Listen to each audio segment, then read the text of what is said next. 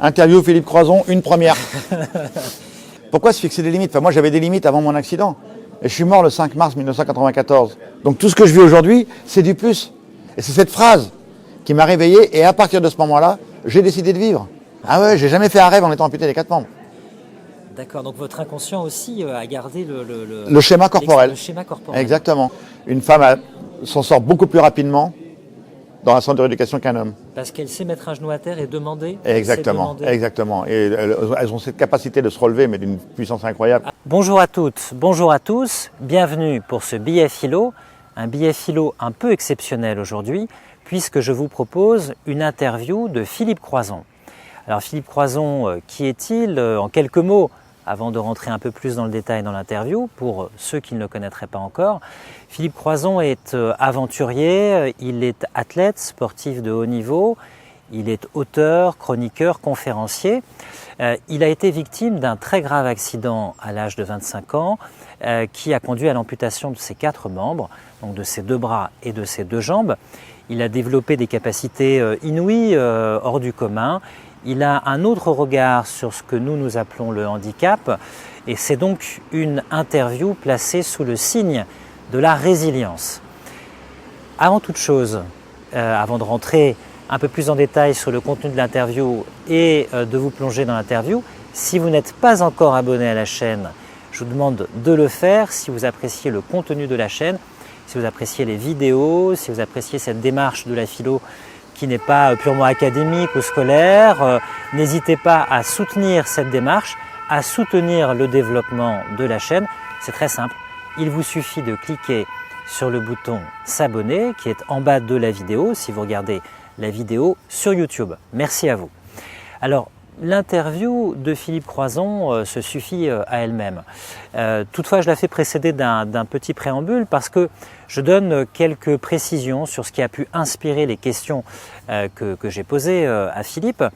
On peut aller directement à l'interview, mais j'ai trouvé intéressant d'expliquer un petit peu les ressorts de cette interview, à la fois de ce qui a pu inspirer mes questions et aussi parce que j'ai vu quelques points de convergence entre les prises de parti ou les affirmations de Philippe Croizon et une certaine philosophie.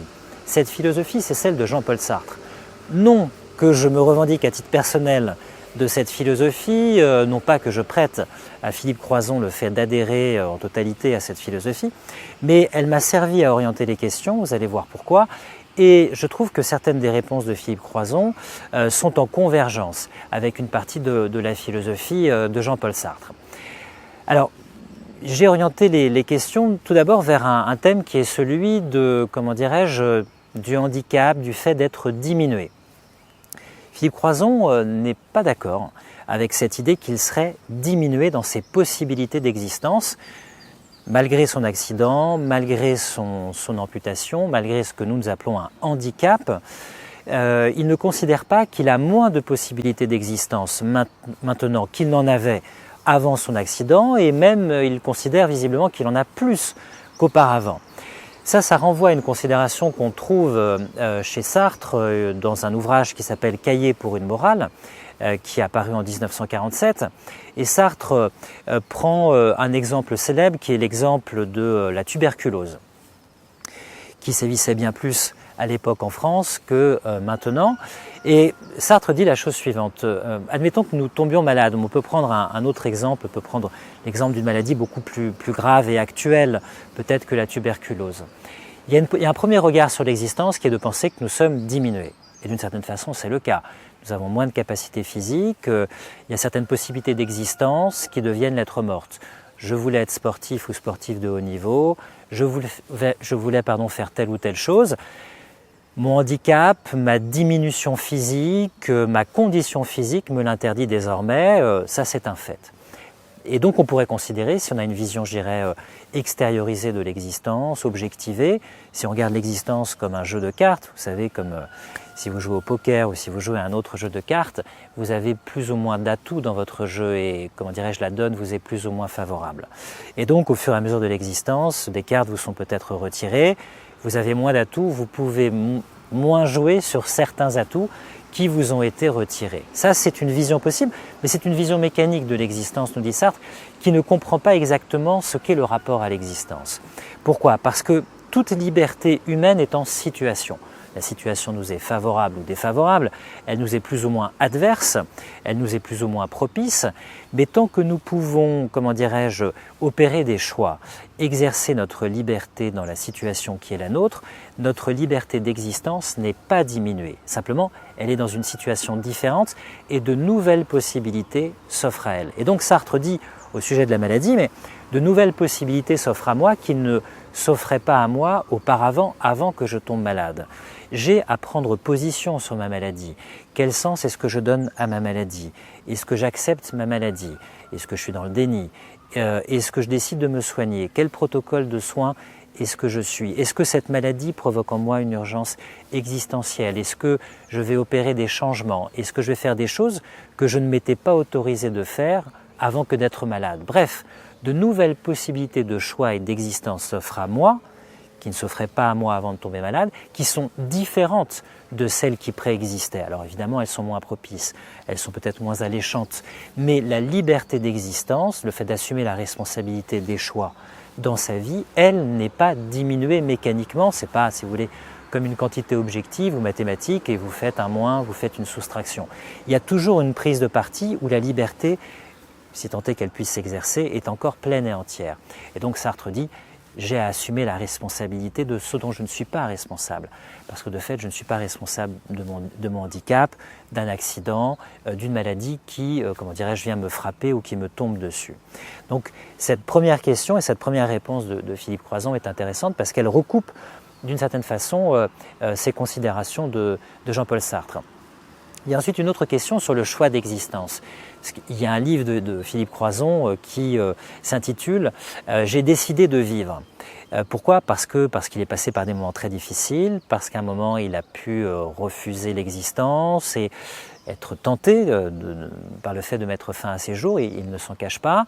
Et ça nous renvoie au fait que l'existence est certes un fait physique, biologique, un fait existentiel même par nature, mais ça n'est pas simplement un fait, c'est aussi un choix. C'est-à-dire que chaque jour, si tant est que nous fassions des efforts pour prolonger notre existence, nous validons notre existence, nous faisons le choix de continuer d'exister, nous prorogeons cette existence qui est la nôtre et nous ne pouvons pas nous départir de cette responsabilité du choix d'exister.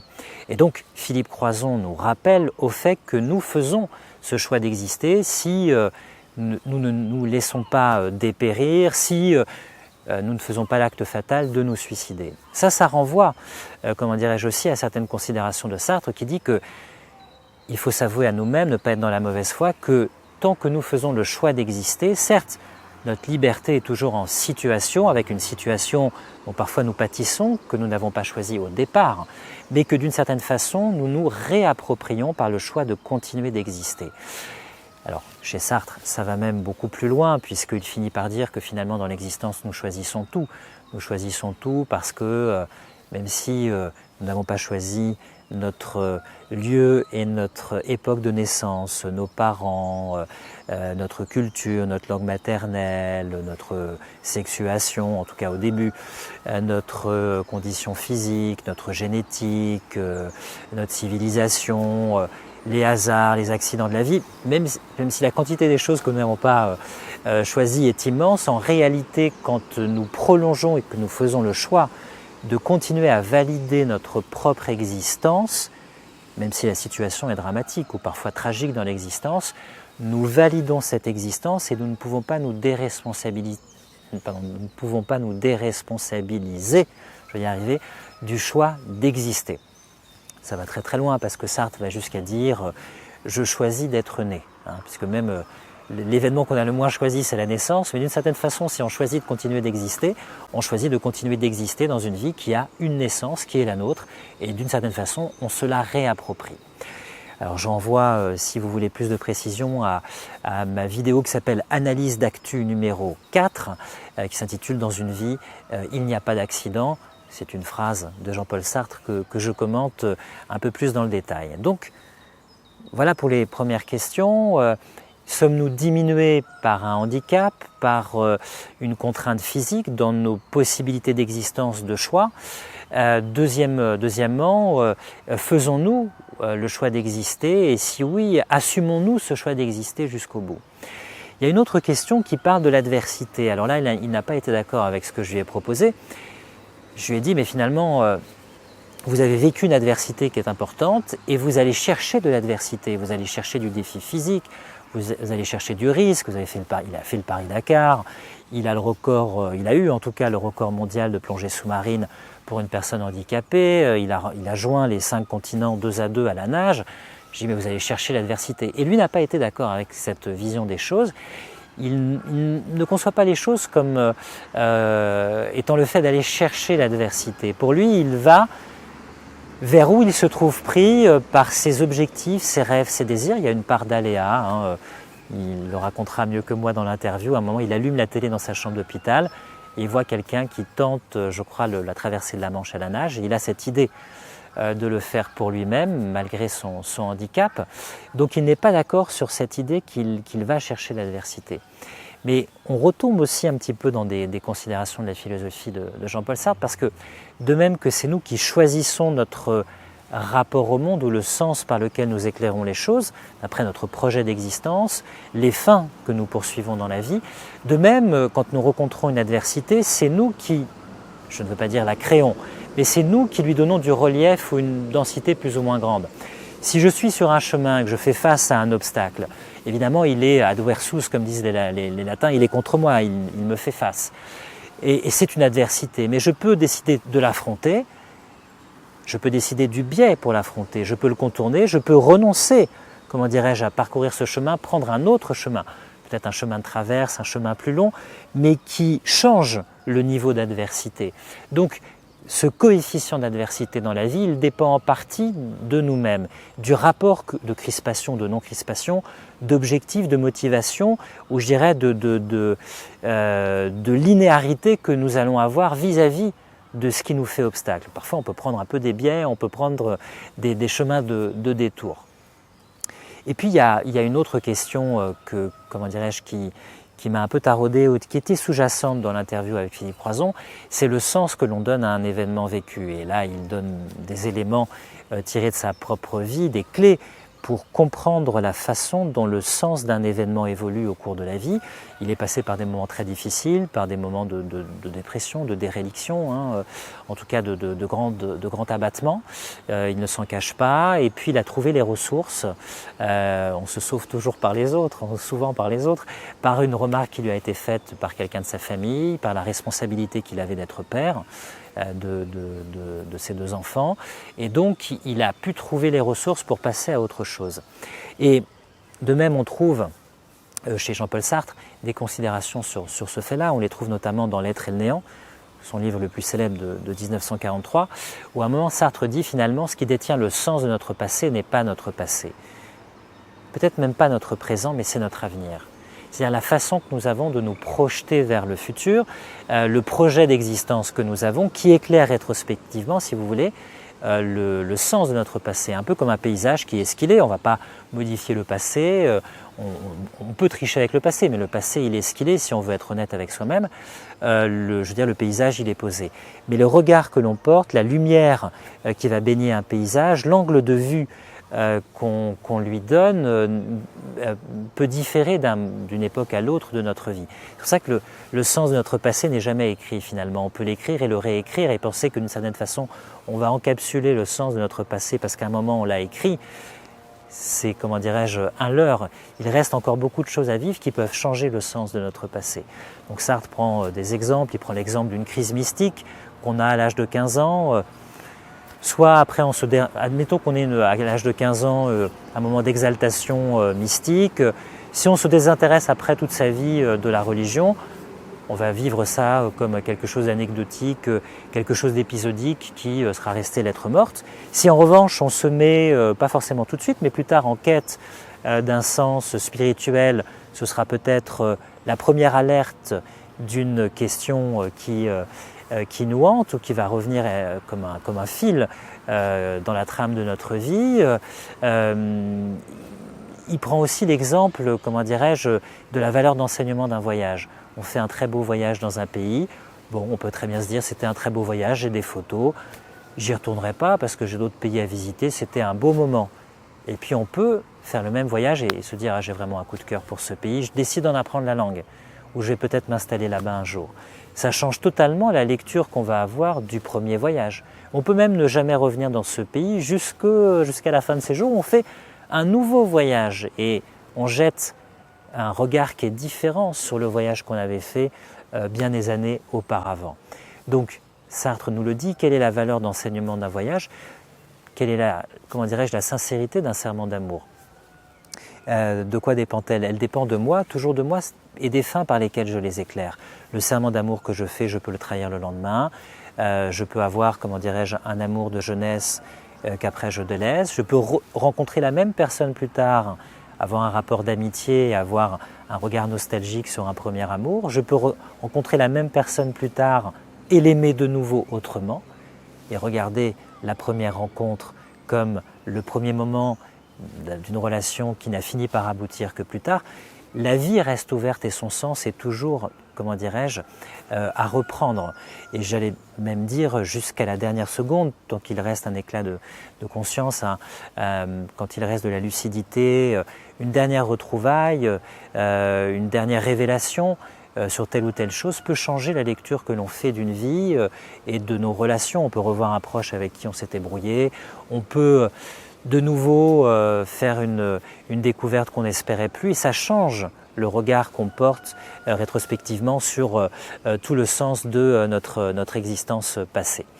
Donc, en résumé, je ne dis pas que c'était une interview sartrienne, mais quand même, on a cette question sur la diminution des capacités d'existence, on a cette question sur le choix d'exister, on a cette question sur le coefficient d'adversité.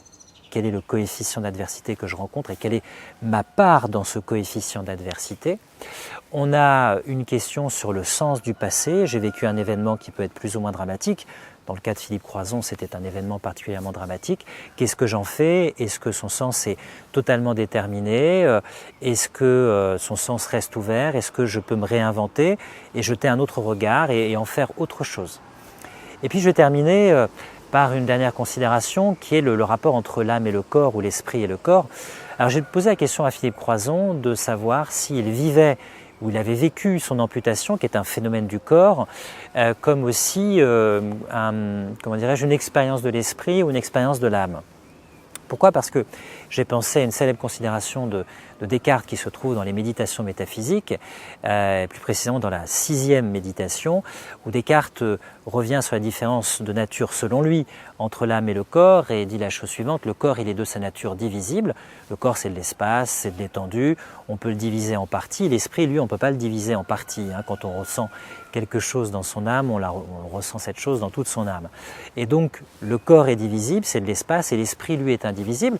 Et ce qui le prouve pour Descartes, c'est qu'on peut me retrancher une partie de mon corps, on peut me couper, me sectionner, on peut m'amputer une partie de mon corps, on ne retranche par là même rien de mon esprit. C'est-à-dire que c'est la fameuse expérience du membre fantôme. Alors le terme n'existait pas au XVIIe siècle et Descartes ne l'emploie pas lui-même évidemment, mais on peut faire référence à l'expérience du membre fantôme. On vit une amputation, l'esprit ou l'âme pour Descartes, si on est dans le domaine métaphysique, l'esprit souffre encore dans le fantôme de son corps.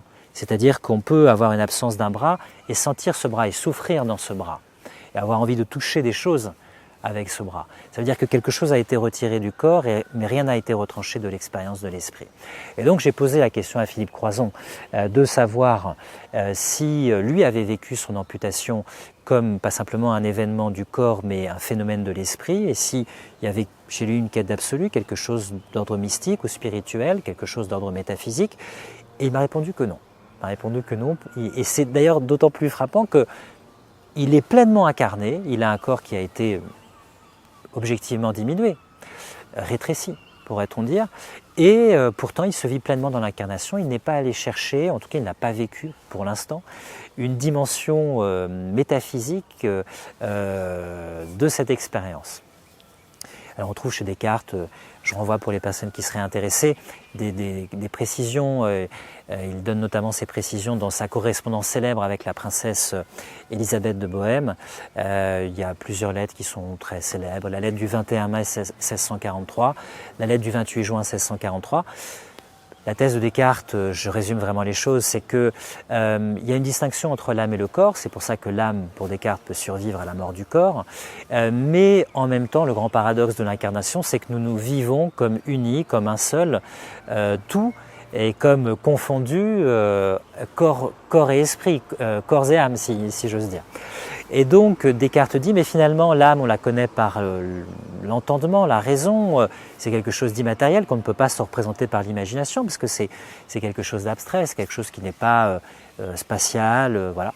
Le corps on le connaît aussi par l'entendement parce que c'est un concept, c'est l'espace. On le conçoit d'autant plus clairement grâce à l'imagination, quand on se représente un corps ou quand on le perçoit, évidemment il occupe de l'espace, etc. Et puis il y a une troisième notion qui se connaît différemment des deux autres. Chacune de ces trois notions se connaît par un mode qui est différent. C'est l'union de l'âme et du corps. Et Descartes nous dit on ne peut pas la concevoir clairement. Pourquoi? Parce que l'esprit ne peut pas faire une chose et son contraire. Quand on conçoit clairement la distinction de l'âme et du corps, on ne peut pas à la fois les distinguer clairement et penser clairement leur réunion. Ce serait à la fois les distinguer ou d'une certaine façon les séparer par l'esprit et en même temps les confondre. Donc on ne peut pas avoir un acte clair de conception de ce qu'est l'union de l'âme et du corps. Mais on peut avoir clairement cette connaissance de l'union de l'âme et du corps par la sensibilité, le sentiment. Tous les sentiments de l'incarnation, le plaisir, la tristesse, la douleur, la faim, la soif, etc. Dès que je ressens quelque chose dans mon corps, il affecte mon esprit, mes états d'âme. Dès que j'ai des états d'âme positifs ou négatifs, ils affectent mon corps. Je me sens comme un seul et même être. Je ne suis pas, comme il le dit par ailleurs, comme un pilote dans un navire.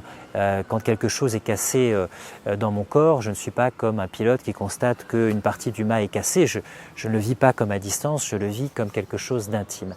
Mais Descartes nous dit, même si je me vis comme uni, il n'en reste pas moins pour lui qu'il y a une distinction essentielle, substantielle à faire entre deux substances différentes, le corps qui est de l'espace réalisé, et l'âme qui est de sa nature immatérielle. Je ferme ici la parenthèse. Je vous remercie de votre attention, je vous laisse découvrir cette interview fascinante avec Philippe Croizon, fascinante parce que le personnage est fascinant. Et peut-être une dernière remarque, l'humour de Philippe Croizon que vous allez découvrir aussi. Alors il y a des offs, je n'ai pas pu mettre tous les offs, mais il y a des choses qu'il met d'ailleurs, des petites perles qu'il met dans ses livres. Je vous en cite quelques-unes parce que je trouve remarquable cette capacité de résilience et d'humour sur lui-même. À un moment, il parle de football, il discute football, il s'imagine dans les buts et il écrit « Belle frappe de Paul Pogba, Philippe Croizon n'a rien pu faire ». Ou pareil, par ailleurs, sur un mouvement social qui avait fait beaucoup parler il y a quelques années, Nuit debout, et il avait tweeté, je crois, il avait écrit « Malgré une forte sympathie pour le mouvement, Philippe Croizon ne participera pas à Nuit debout ». Ou encore, une autre perle, made in Philippe Croizon, si j'ose dire. Quand il a raconté ses traversées, il a imaginé quelqu'un qui aurait pu lui dire « Mais vous n'avez pas été attaqué par des requins, par des orques ?» Et il a dit « Si, j'ai bien été attaqué, je suis sorti entier ». Donc voilà, c'est cette capacité d'humour qui est peut-être, je dirais, une étape, on a transcendé totalement l'événement malheureux. Vous savez, il y a les étapes du deuil, il y a la colère, le déni, il y a la négociation. On essaie de s'arranger un peu avec la réalité, et puis on aboutit à l'acceptation. Je dirais qu'il y a une autre étape qui est le moment où on a complètement transcendé ce moment difficile ou son handicap, c'est l'humour. Et vraiment, moi, je suis charmé, je suis bluffé par sa personnalité, son humour, par ce qu'il apporte aux autres. Au début de la conférence qui a suivi notre interview, il était forcément assis puisqu'il est dans son fauteuil. Il y avait des gens qui hésitaient à s'asseoir et il leur a dit au micro, c'était vraiment au tout début de la conférence, faites comme moi, asseyez-vous. Donc voilà, vraiment l'humour qui finalement rend la personne charmante, attrayante. Et j'allais presque dire, on oublierait son handicap, on oublierait ce fait qui pourtant est patent qu'il est amputé de ses 4 membres, et ça c'est incroyable, ça joue sur le regard de l'autre personne. Donc c'est source de beaucoup d'espoir pour toutes les personnes qui ont des handicaps visibles ou invisibles. Il y a une grande part d'handicap invisible, bien sûr, qu'il ne faut pas oublier. Donc je vous remercie de votre attention. N'oubliez pas de vous abonner si vous appréciez la philo, les vidéos de la chaîne pour contribuer au développement. Je vous remercie de votre attention et je vous dis à bientôt pour un prochain billet philo ou une autre vidéo. À bientôt. Interview Philippe Croizon, une première. Alors Philippe Croizon, bonjour, merci de nous accorder cette interview. Pour vous présenter brièvement pour les personnes qui ne vous connaîtraient pas encore, vous êtes auteur, vous êtes chroniqueur, vous êtes athlète aussi, vous êtes sportif de haut niveau. Vous avez été victime d'un très grave accident il y a de nombreuses années. On a dû vous amputer des 4 membres. Vous vous en êtes sorti, j'allais dire miraculeusement, je ne sais pas si c'est un adverbe que vous reprendriez pour vous-même. Et ensuite, vous avez réalisé des exploits. Vous avez traversé la Manche à la nage. Vous avez relié les 5 continents, à chaque fois 2 à 2 à la nage également, avec un acolyte. Vous avez fait le Paris-Dakar. Vous avez détenu, peut-être que vous le détenez encore, le record de plongée, le record mondial de plongée pour une personne handicapée. Vous êtes l'auteur de plusieurs ouvrages et vous essayez d'apporter du positif et d'apporter aussi des outils. Je crois qu'il y a un projet là qui est en cours pour les personnes qui sont victimes de handicap. Vous êtes chevalier de la Légion d'honneur, vous êtes décoré de l'Ordre national du mérite et selon les dernières informations que j'ai pu glaner, vous voulez partir dans l'espace, vous avez écrit à Elon Musk, c'est ça? Exactement, ça c'était avant que le personnage vrille un petit peu trop. Malheureusement, il a un petit peu trop vrillé, ouais. Mais oui, c'est, je dirais en un mot, tout est possible à celui qui ose. Mais justement, là, comment dirais-je, vous ne vous fixez aucune limite, je veux dire, tout reste ouvert pour vous. Et bien sûr, pourquoi se fixer des limites? Enfin, moi j'avais des limites avant mon accident. Et je suis mort le 5 mars 1994. Donc tout ce que je vis aujourd'hui, c'est du plus. Et quand j'ai un rêve, j'ai un objectif à atteindre, je ne me pose pas la question, est-ce que je peux? Je fais, et après je me rends compte que c'est peut-être un peu idiot, et que ça va être dur, que ça va être violent, comme la traversée de la Manche par exemple. J'avais 40 ans, j'étais gras comme un lardon, je ne savais pas nager, je n'avais jamais fait de sport de ma vie. Et après j'ai appris, en me renseignant, que le taux de réussite chez les valides est de 10% seulement. Il y en a que 10% qui réussissent à traverser la Manche. C'est l'épreuve emblématique de la nage longue distance. Et je l'avais vu sur mon lit d'hôpital, quand je me suis réveillé après 2 mois de coma. Je me réveille et je demande à une infirmière d'allumer la télévision. Et la première chose que je vois, c'est une jeune fille traverser la Manche. Et je dis un jour, je traverserai la Manche. Alors c'est étonnant parce qu'il y a à la fois, je ne sais pas si vous allez valider, à la fois quelque chose de l'ordre de la fatalité, quelque chose qui vous tombe dessus, ouais. Et puis quelque chose de l'ordre de l'aléa. On ouvre la télévision et tout d'un coup il y a une inspiration et vous n'êtes pas du tout fataliste dans l'existence. Non, ça n'existe pas ça chez moi. Ben, moi je pense que je suis né optimiste. Je pense qu'on est avec un trait de caractère, tous, autant comme on est, mais moi je pense que je suis né optimiste. Et il y a un personnage qui m'a éduqué, c'est ma grand-mère. Ma grand-mère m'a élevé quand j'étais petit et même quand j'étais grand. Et aussi quand j'étais raccourci. Ma grand-mère a toujours été là. Donc voilà, et puis ma mère qui m'a élevé aussi, mais ma grand-mère dans le sérieux. Souviens-toi de tes racines. Ma grand-mère avait connu la guerre, et ma mère m'a toujours élevé dans la connerie. Donc ça fait le personnage que je suis devenu aujourd'hui. Très sérieux dans mes aventures, mais dès qu'il y a une connerie à faire, je suis pas très loin. Mais est-ce que vous saviez, avant l'accident, que vous aviez cette force en vous, ou est-ce qu'elle est venue presque par nécessité ouais. Fait loi, à un moment vous avez été obligé de la développer? Vous en aviez le pressentiment quand même, ou pas du tout? Non, j'avais pas de pressentiment du tout. Non, c'est vraiment après l'accident, où je pense qu'on a tous cette énergie en nous, mais vraiment. Mais tant qu'on n'en a pas besoin, on ne l'utilise pas. On va pas la mobiliser. Mais non, on ne va pas la chercher. Enfin, il n'y a que les athlètes de haut niveau qui vont se battre pendant 4 ans pour gagner le dernier centième de seconde. Voilà, et des mecs comme moi qui se disent j'ai un rêve à atteindre sans savoir dans quoi ils s'embarquent et qu'il faut aller chercher toujours, aller au-delà de ce qu'on croit être capable de faire, en permanence. Et très souvent dans la douleur. Très souvent dans la douleur. Justement parce que vous avez affronté la douleur, et alors il y a une réflexion de Sartre qui est intéressante, il dit on décide du coefficient d'adversité des choses. Quand on rencontre un obstacle, on peut y renoncer, on peut le contourner, on peut l'affronter et choisir le biais pour l'affronter. Ouais. Et vous, à la fois vous avez connu l'adversité et vous rajoutez de l'adversité. Qu'est-ce que vous allez chercher dans l'adversité, dans les défis, dans les exploits, dans le... Vous ne le voyez pas comme ça? Non, honnêtement non. Honnêtement, non. Après, j'ai eu la chance d'avoir connu le centre de rééducation, le dépassement de soi. Voilà, ça, j'ai eu la chance, entre guillemets, dans mes aventures, dans mes objectifs que je me suis fixés. J'avais déjà connu cette douleur dans le centre de rééducation après l'accident. faire ses premiers pas, réapprendre à manger tout seul, aller pisser tout seul. Voilà, réapprendre tous ces gestes du quotidien, se brosser les dents seul. Tout ça, ça a été des dépassements de soi pour moi, à la base. Donc quand je mène mes aventures, je me pose même pas ces questions-là au départ. C'est juste, j'ai envie. Pourquoi je devrais me freiner? Ah, il y a moins une dimension de défi que vraiment une envie. Mais ouais. Le défi vient après. Après, mais largement après. Quand je dis je vais traverser la Manche à la nage, honnêtement, j'avais vu ça, il y avait 14 ans sans aller d'hôpital. Et quand je lance l'aventure de pouvoir traverser la Manche, je ne sais même pas ce que c'est. Je m'étais jamais renseigné avant. Et c'est sur un plateau de télé au 19-20 de France 3 que la journaliste me piège, entre guillemets. Elle me dit, mais alors comme ça, Philippe Croizon, vous allez traverser la Manche. Comme si c'était une vérité. Et là, moi, je ne sais pas ce qui se passe dans ma tête, je fais oui. Et l'aventure était lancée. C'était parti. Mais est-ce que vous diriez que vous n'avez pas moins de possibilités d'existence qu'avant votre accident, ou que même vous en avez plus maintenant, que finalement, paradoxalement, on se compare souvent les valides et les personnes moins valides ou non valides à travers les possibilités d'existence. Vous diriez que vous en avez plus maintenant, ou que vous les êtes donnés? Comment... Ouais, je me les suis offertes, et puis après, j'ai toujours une équipe autour de moi. Hein.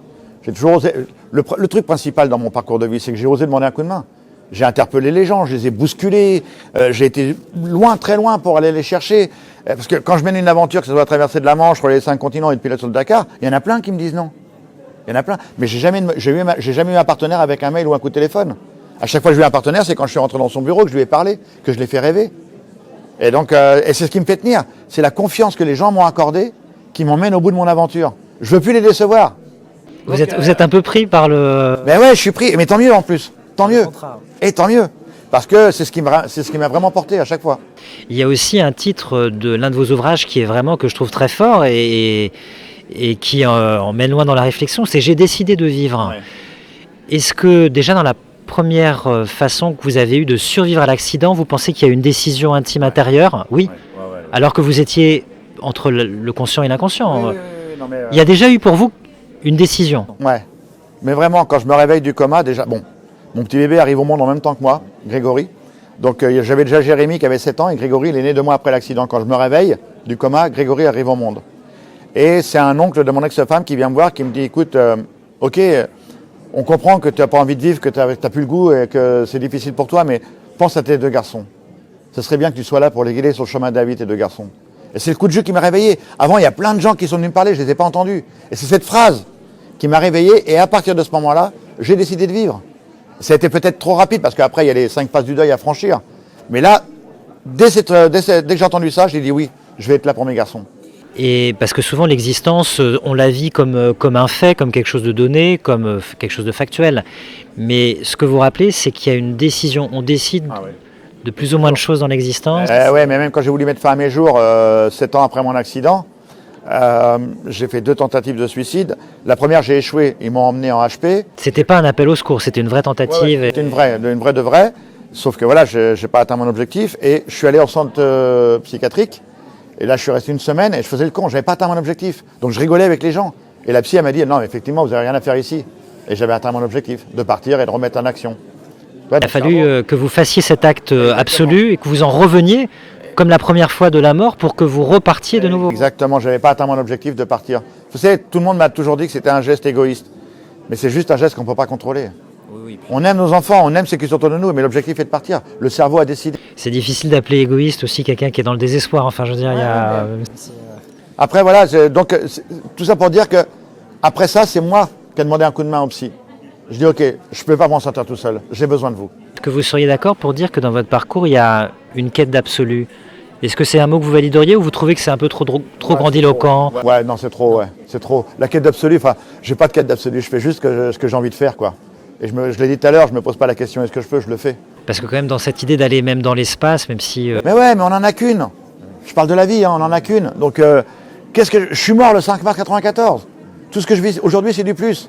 Donc je me pose pas de questions, je le fais. Je sais, il y a beaucoup trop de gens dans notre société. Moi, mon mode de fonctionnement aujourd'hui, c'est normalement le mode de fonctionnement de tout être humain. C'est en premier lieu, j'ai une idée. Après, je me calme, je prends les informations. Et en troisième position, j'ai peur. Mais c'est trop tard, l'aventure est lancée. Alors qu'il y a beaucoup trop de gens dans notre société qui ont des rêves, des envies, des objectifs. Mais en deuxième position, ils vont mettre la peur. Ouais. Avec la fameuse phrase, qu'est-ce que je risque? C'est fini. Ils s'enlèvent 80% d'y aller. Et après, c'est ces gens-là qu'on entend dire, ah merde, si j'avais su. Mais non, tu le savais, c'est juste la peur et le doute qui t'a freiné. C'est ce qu'on t'a appris au fur et à mesure. Depuis tout petit. Moi, il y a un truc qui m'horripile, j'ai jamais dit ça à mes enfants. On entend souvent dire, fais attention. Fais attention à ceci. Monte pas sur la, tu vas tomber, fais attention. Cours pas, fais attention. Mais vas-y, cours. Tombe. Relève-toi et reprends. Arrête de faire attention. Après, on arrive à l'âge adulte et on fait attention, on sait même plus pourquoi. C'est ce côté inhibant de la peur qui, pour vous, verrouille les destins personnels. Et, ouais. Depuis tout petit, on nous vend la peur. Ça, c'est pas faux. Mais ouais, on nous vend la peur. Et moi, j'ai plus peur de rien. J'ai rencontré la faucille.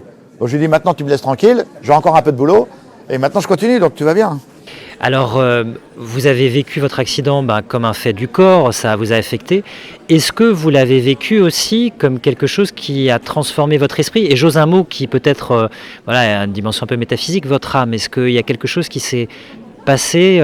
Je vous pose la question pourquoi? Parce que dans la philosophie, il y a une réflexion célèbre sur la relation entre l'âme et le corps au sujet du membre fantôme. Et il y a notamment au XVIIe siècle Descartes qui disait finalement le corps il est divisible, on peut me retirer une partie de mon corps, on ne peut rien me retrancher de mon âme. Non, parce qu'elle est là. J'ai toujours mes bras et mes jambes. C'est-à-dire que là, en ce moment, je vous parle. Ah oui, j'ai mes mains. Là, par exemple, je vais prendre ma main gauche, je vais aller vers ma main droite. Et je sens, je peux bouger mes petits doigts. Alors maintenant, les mains sont recroquevillées. Parce que je ne les utilise pas assez. Donc, vous avez senti qu'elles se sont fermées, ouais. Parce que vous ne les avez pas activées? Exactement, pas assez. Je les ai laissés s'endormir. Malgré tous les, comment dirais-je, tous les mouvements et tous les exploits que vous avez faits, vous ne les avez pas assez sollicités, d'accord. Et justement, la douleur des membres fantômes a disparu avec le sport. D'accord. C'est-à-dire qu'avant le sport, j'avais des douleurs de membres fantômes, mais horribles, hein, à pousser des hurlements et ainsi de suite. Et passe devant la caméra. Bravo madame. C'est bien. Pas de souci. Mais vous pourriez me serrer la main, comment dirais-je? Mais par contre, non, parce que ma main est recroquevillée. Donc si je veux l'ouvrir, ça me fait super mal. Est-ce que vous pourriez sentir le contact de ma main sur votre main fantôme ou là, non. C'est simplement une projection, une extension. La sensation d'avoir toujours la main et les jambes. D'accord. Donc elles sont toujours là. Pour le cerveau, c'est contre nature de les avoir enlevées. Donc mon schéma, il est entier dans mon cerveau. D'ailleurs, quand je rêve... Vous êtes une personne entière, on pourrait dire ça. Mais complètement. Mais quand vous ressentez encore dans le fantôme de votre corps. Mais je rêve jamais en étant amputé des 4 membres. Je rêve, je suis debout. Je cours. D'accord. Ah ouais, j'ai jamais fait un rêve en étant amputé des 4 membres. D'accord, donc votre inconscient aussi a gardé le schéma corporel. Exactement. D'accord. Exactement. Parce que même cette idée qu'on peut retirer quelque chose de mon corps sans rien retrancher de mon âme, elle est utilisée par des cartésiens comme Nicolas Malebranche qui disent finalement c'est une preuve de la différence entre l'âme et le corps. Est-ce que vous avez un côté mystique ou pas du tout? Non, pas du tout, non. Mais vraiment pas, non. Vous êtes resté pleinement incarné, pleinement corporel, malgré justement comment dirais-je, les amputations. Non. Ouais, puis après voilà, j'ai un parcours de vie où je me suis toujours adapté depuis tout petit. C'est-à-dire que j'ai toujours été en échec scolaire. Je suis sorti du milieu scolaire sans savoir lire et écrire. Donc il a fallu que j'apprenne à lire et à écrire quand je suis rentré au Fonderie du Poitou. Exactement. Donc je travaillais la nuit, je dormais le matin et l'après-midi j'allais à l'école pour avoir un diplôme. Et 5 ans après, j'ai eu un diplôme et après j'ai démonté une antenne de télévision. Donc il a fallu que je m'adapte une nouvelle fois. Donc depuis tout petit, je me suis toujours adapté dans mon environnement. Donc ça n'a pas été une gêne pour moi, entre guillemets, de dire je vais m'adapter et oser demander un coup de main. Puisque j'ai toujours fait comme ça. Ce qui est intéressant, c'est que vous vous étiez déjà construit comme quelqu'un hors cadre. De cette façon, exactement. Si vous aviez été, je vous formule cette hypothèse, si vous aviez été un bon élève, est-ce que vous auriez pu survivre aussi bien que... Je ne sais pas, je n'ai pas la réponse. Non, je n'ai pas la réponse. Très souvent, on me pose la question, on me dit, si vous aviez gardé vos bras et vos jambes, est-ce que vous auriez la vie d'aujourd'hui? Mais j'en sais rien. Oui, bien sûr, c'est injouable. Enfin, je ne sais pas ce que j'aurais fait dans mon parcours de vie. Je sais que j'étais ouvrier métallurgiste. Donc voilà, je ne sais pas. Par contre, ce que je dis souvent à la fin de mes conférences, je fais un peu plus d'une centaine de conférences à l'année aujourd'hui, c'est qu'on me pose la question, on me dit, si on te redonne tes bras et tes jambes, est-ce que tu retournes à ta vie d'avant? Ma réponse est non. Non, parce que j'aime ma vie d'aujourd'hui, parce que j'en ai fait quelque chose, elle est super riche. Donc je l'adore. Vous avez adopté, on peut dire, votre propre vie d'une certaine façon. Exactement, mais oui, mais c'est entièrement ça. Ouais. Mais c'est exactement ça. J'ai adopté mon nouveau schéma corporel. Il m'a fallu longtemps. Il m'a fallu 10 ans pour l'accepter. Quand même, oui, parce que vous disiez, il y a les 5 phases de deuil, et le temps de faire votre vie, il vous a fallu 10 ans. 10 ans, il y a eu 7 ans où j'étais dans un canapé, j'ai pas bougé. J'ai regardé la télé pendant 7 ans. Ah, je pensais que vous étiez relevé, comme vous avez fait tellement de choses après, je m'étais dit, mais vous étiez reparti très... Il n'y a pas de super-héros dans la vie. Non. Le ressort n'a pas été immédiat quand même. Non. Mais ce déclic, c'est vraiment cette phrase qu'on vous a dite. Ouais, le premier déclic, oui. Vous pouvez passer derrière si vous voulez, hein, par ici. Allez-y, hein, je vous en prie, madame. Désolé hein, pour tous ceux qui nous écoutent. Hein, on est au Salon du Livre à L'Houmeau. Donc quand même, c'est une phrase. Oui. D'abord, un électrochoc. Et la deuxième, ça a été une rencontre, ça a été Susanna, ma chérie. Donc voilà, c'est les rencontres humaines qui ont fait que j'ai toujours avancé dans mon parcours de vie, quoi. Je le dis très souvent, le maître mot dans mon parcours, c'est le mot partage. Le je, J-E n'existe pas. Quelqu'un qui vous dit je pense qu'il faut le fuir comme la gale. Il n'a rien compris. C'est on avance ensemble et on réussit ensemble. C'est pour ça que vous m'entendrez jamais dire je, c'est pas possible dans toutes mes aventures, dans toutes nos aventures. Ça me permet de faire le lien avec l'une de vos actualités. Vous développez pour les personnes handicapées, si j'ai bien compris, un logiciel, une application de reconnaissance de places, qui sont adaptées. Qui soient accessibles en France. Bon, il y a eu la loi de 2005. En 2005, ils nous ont promis 100% des lieux accessibles en France. On est à 50%. Donc, avec mon ami Thierry Garot et associé maintenant, on a dit si on crée une application. Et c'est comme la Manche, j'y connais que dalle. Mais j'ai cette idée, j'ai cette envie, et ben je trouve des petits jeunes qui sont codeurs et ainsi de suite. On monte une équipe de dingue et on crée une application qui est juste révolutionnaire. Et là, l'application au mois d'avril, mi-avril, fin avril. Elle sera opérationnelle Non, elle est déjà opérationnelle. Il y a déjà plus de 100 000 personnes qui l'ont téléchargée. On a déjà 800 000 lieux et places de parking référencés. Comment s'appelle-t-elle On peut la trouver. Elle s'appelle VIP, Very Important Parking. Elle est 100% gratuite. Okay, ouais. Tout le monde peut la télécharger. Very important parking for very importante personne. Parce qu'il est grand temps qu'on devienne des personnes importantes, nous les personnes en situation de handicap. Et au mois de avril, au mois d'avril, elle va se transformer, elle va s'appeler VP. Alors, on rajoute un petit Y parce que grâce à l'intelligence artificielle, ça va devenir notre compagnon de voyage. C'est-à-dire qu'on pourra lui demander à l'application, tiens, je vais dans telle ville, qu'est-ce que tu me conseilles? Quel restaurant, quel hôtel, quel cinéma, quel théâtre, où est-ce que je peux aller? Et VP va vous préparer un programme. Et donc ça c'est remarquable, c'est vraiment d'utilité publique. Ouais. Et vous êtes aussi sur un projet de film, non? Ah bah là c'est plus qu'un projet, ouais, c'est en cours, ouais. Grâce aux 2 premiers livres, j'ai décidé de vivre et j'ai traversé la Manche à la nage. Et le livre de Susanna, Ma vie pour deux, dans l'ombre du héros une femme. Ils ont pris ces 3 livres, ils en ont fait un scénario. Le tournage est en ce moment en train de se réaliser. Et ce sera au cinéma début 2026. Le titre du film, Pour le pire et le meilleur. Et juste une dernière réflexion, en vous remerciant vraiment du temps que vous avez pris pour nous. Si je vous écoute, on se sauve par les autres, mais aussi pour les autres. C'est-à-dire les autres nous viennent en aide. Il faut savoir demander. Exactement. La condition, c'est quoi souvent qui empêche les gens de demander? C'est la pudeur, c'est les freins, c'est la peur, la fierté. Chez les hommes, c'est la fierté. Ouais. Chez les hommes, hein. Parce que pour les femmes, c'est beaucoup plus facile. Enfin, moi, je vous dis ça parce que c'est mon expérience. Hein. Je l'ai vu dans les centres de rééducation. Une femme s'en sort beaucoup plus rapidement dans un centre de rééducation qu'un homme. Parce qu'elle sait mettre un genou à terre et demander. Oui, exactement. Et elles ont cette capacité de se relever, mais d'une puissance incroyable. Vous avez constaté, les femmes ont cet avantage d'avoir cette humilité de poser la question, d'appeler une aide. Complètement. La fierté masculine peut être un frein à... C'est violent. C'est violent. Je l'explique dans mes conférences. Que c'est un poison même. C'est un poison. Vous l'avez vécu à titre personnel Complètement. Et après, quand j'ai appris à oser demander un coup de main, bah aujourd'hui j'ose tout quoi. Mais j'ose tout, mais quand je dis j'ose tout, c'est-à-dire qu'il n'y a pas un moment où si j'ai besoin de quelqu'un, je vais l'interpeller, je vais dire tiens viens avec moi, j'ai besoin d'un coup de main et ainsi de suite. Ça me dérange pas, au contraire. Et tu sais ce qui se passe? Ce qui se passe c'est que moi non seulement je vais avoir le sourire, mais les 2 ou 3 personnes qui m'ont aidé à rentrer dans le restaurant à Paris ou je ne sais où, bah, ils repartent sur le trottoir. Qu'est-ce qu'ils ont sur leur visage? Un sourire. Mais ouais, il y a eu un moment de partage de quelques secondes, mais il y a eu un moment de partage. Et c'est ça qui est beau dans l'espèce humaine. C'est vraiment pas tout ce que vous faites, c'est vraiment pas une dynamique de l'ego. Ça, c'est vraiment quelque chose qui vous tient à cœur. Non. Celui qui a de l'ego, enfin, il passe à côté de sa vie, quoi. Même s'il y a une dimension aussi solitaire dans les exploits que vous avez fait. À un moment, vous êtes seul dans l'océan. Ouais, quand on est dans l'océan, c'est bien que c'est. Mais après, j'ai passé des heures et des heures. Hein. Tout le monde retient la cerise sur le gâteau, la traversée de la Manche ou les 5 continents. Moi, le plus beau de tout ce que j'ai vécu, c'est les entraînements. C'est la préparation. Imagine, on prend un mec à 40 ans qui est gras comme un lardon, qui ne sait pas nager, et on le transforme. Et en 2 ans de temps, on fait 4000 km de natation pour atteindre l'objectif de traverser la Manche. Donc voilà, pour moi le plus beau, c'est la transformation, c'est le travail d'équipe. Ouais. Mais d'ailleurs, vous avez une relation avec votre compagne, là j'ai pu voir, qui est très forte. Enfin, ça fait 19 ans qu'on est ensemble. Il y a la libre parole. Donc on se parle souvent, on chante souvent. Ça fait du bien. On a un karaoké à la maison et on se met devant la télé, on chante tous les deux. Non, non, faut voir la vie du bon côté, quoi. Philippe Croison, merci beaucoup et pour cette leçon de vie et puis pour tout ce que vous apportez. Et vous allez le faire encore tout à l'heure au Salon du Livre de L'Houmeau. Merci de votre gentillesse. Merci. Et puis surtout n'oubliez pas que l'impossible c'est juste nous. C'est quoi vos rêves, c'est quoi vos envies, c'est quoi vos objectifs. À vous de jouer. Merci Philippe, merci à vous. À bientôt. Merci, au revoir. Au revoir. Merci.